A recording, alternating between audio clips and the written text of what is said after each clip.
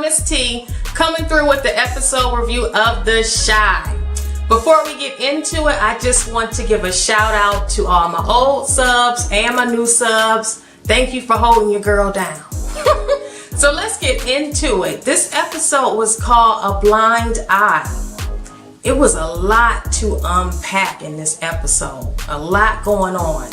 In this episode, we see how your career choice can potentially challenge your integrity, and in some cases force you to turn a blind eye to the corruption that's going on around you.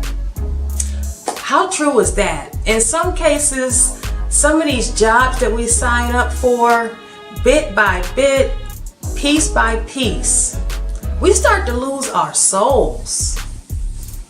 We lose our integrity.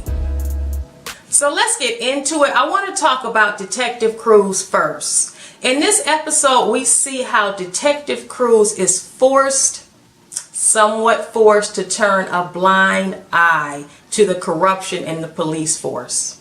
So in 2013, Cruz's partner Moreno shot a black man in the head during a routine traffic stop. And he claims that the man reached for a gun when he actually reached for his seatbelt. He panicked and shot the man. You know, we heard this story before. So we get a behind the scenes look at the process the authorities take to cover up these sort of incidents. And I like how the writers gave the perspective of another person of color. This is significant because generally we can label officers in these situations as racist and biased. But in this episode, we see how officers of color have the potential to take on the racist ideologies of their white counterparts. And I think that this happens because of the power that is associated with being in the white majority. It's more beneficial to conform than to stand up for what is right. In my opinion, it's just the culture. The police force at its core is no better than the average street gang. And their loyalty does not belong to the people in general or their own race for that matter. It belongs to the rest of the boys in blue. In fact, they are probably worse than the average street gang because they are able to kill with impunity because the police governs the police. What incentive do these cops have to change their behavior if their only punishment is paid leave? At any rate, Cruz signed a false police report and in essence, he co-signed the corruption and prevented that family from receiving justice. I mean, I get it. As a cop, your coworker is literally watching your back. So you want them on your side. I get it, but he is no better than anyone else. He sacrificed his integrity for a job. So we see why Cruz is so attached to the plight of the black man. He is carrying a lot of guilt. And at the end of the day, this guilt won't allow him to turn a blind eye to Brandon's situation. It's prompting him to give him a heads up in the investigation. So, I mean, the guilt is helping a brother out, so I'm here for it. I hope Brandon takes heed or he gonna end up somewhere stinking like that realtor. You know, Duda is not out here playing no games. So next, I want to talk a little bit about Brandon. Brandon is turning a blind eye to all of the wise counsel that he has received from Jericho and Greavy.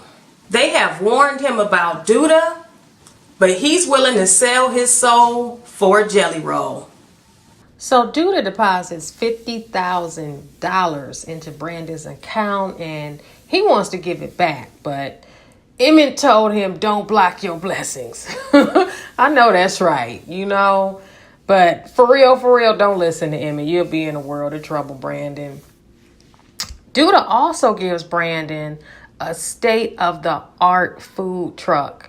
And at this point, Brandon goes to see Duda because he knows that ain't right. He knows something is up. But Duda, being him, his slippery, slimy ass, he spit some good game at him about raising his expectations.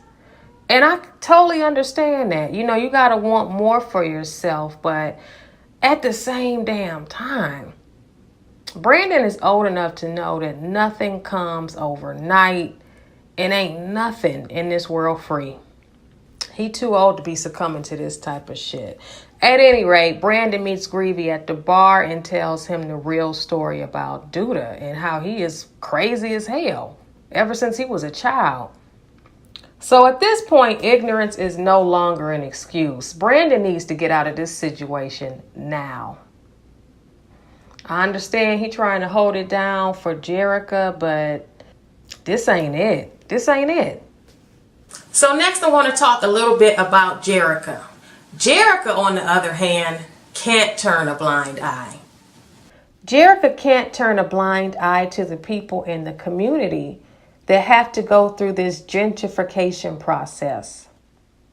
And that's very commendable, and it says a lot about her character because Jericho is a privileged, upper-class, young black woman.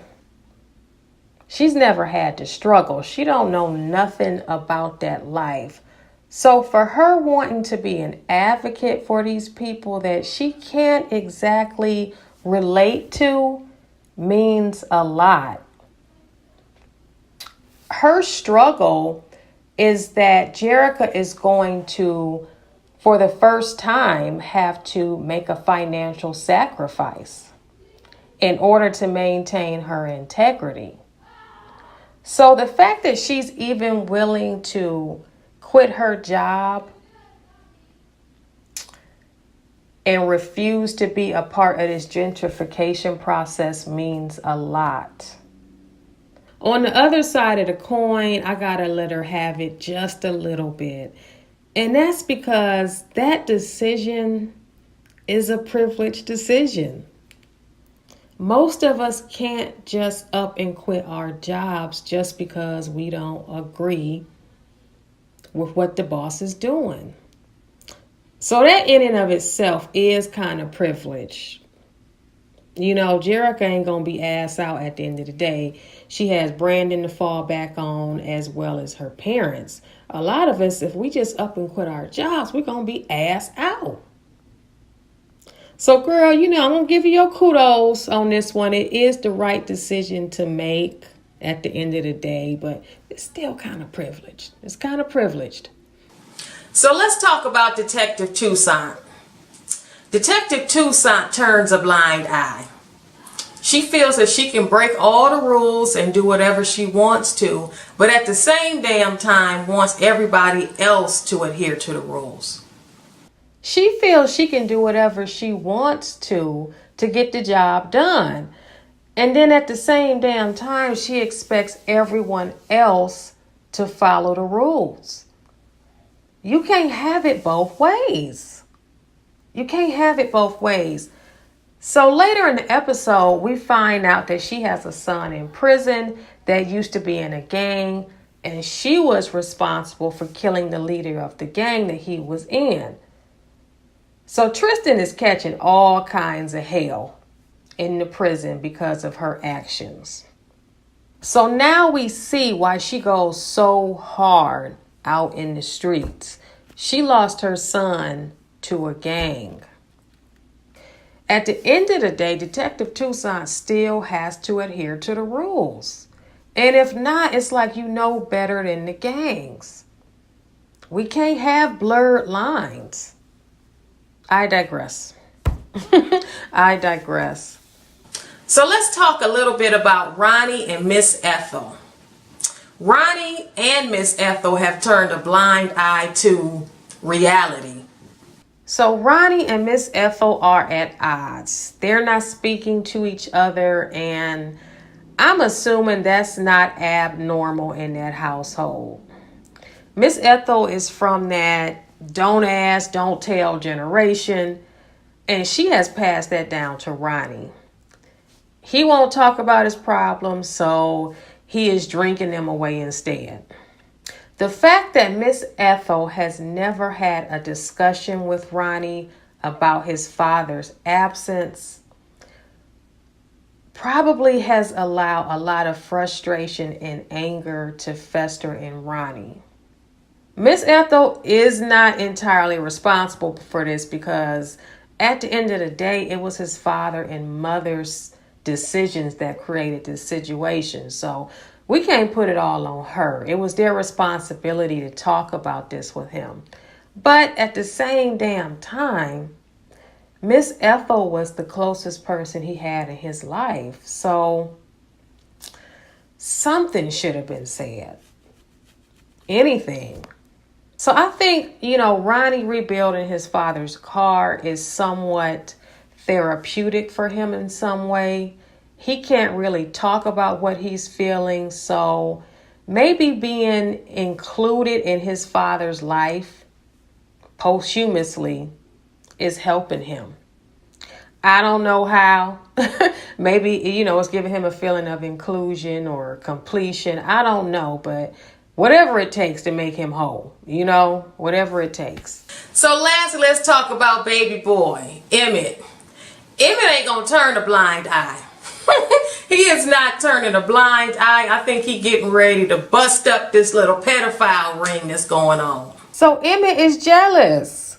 Emmett is jealous because Keisha got a new bae. And bae got money. Bae got money. Emmett might just be tripping because he not able to get those regularly scheduled booty calls. I don't know. But he's planning on buying Keisha some Marion Jones track shoes. That's right, Emmett, get your boo back. You know Keisha like that. So later in the episode, Emmett is probing Kevin. He's trying to figure out what's going on with Keisha, and he figures it out. He figures out that Keisha is seeing the track coach. I bet Emmett ain't gonna turn a blind eye to that shit. Baby boy about to grow up real quick. So guys, that was The Chi. I think this episode was good overall. This episode makes you think about the consequences of turning a blind eye to things, especially for financial gain. You might be getting a financial gain on the front end, but ultimately you're going to end up paying on the back end. Something to think about. So y'all let me know what y'all thought about this episode down in the comments. Subscribe if you like the content, and I will see you next time. Peace.